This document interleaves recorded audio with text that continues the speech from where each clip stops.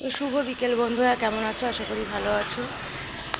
আমার শরীর খুব খারাপ ছিল, কোনো রকম চলছিলাম। আর এই দেখো আমি 3 তলা থেকে ভিডিও করছি, এখন তোমাদের সঙ্গে শেয়ার করছি।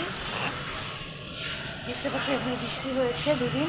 বৃষ্টি হওয়ার পরেও এখানে একটুও গরম কমেনি। ওয়েদারটা মানে গরমের ওয়েদারটা একই রকম রয়েছে। আর দ্বিতীয়ত আমার বরের ট্রিটমেন্টের জন্য কিছুদিন ভিডিও করতে পারিনি। ডাক্তার যে কথা বলেছিল ওই জন্য টেনশনে ছিলাম। তো কিছু রিপোর্ট এসেছে, সেগুলো নর্মাল আছে, কিছু এখনও বাকি রয়েছে।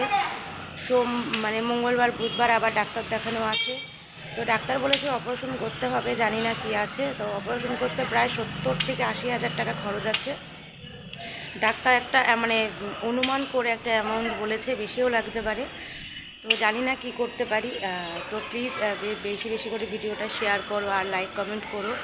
আমি এখানে রয়েছি, আমি এই টেনশানে কদিন ধরে ভিডিও করতে পারছি না।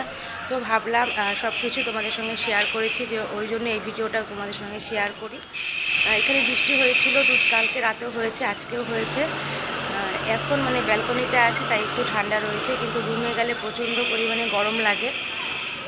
এখন ওপরে রয়েছি, এবার ডাক্তারের কথা শুনে আমরা একটু টেনশানেই রয়েছি, জানি না কি করব।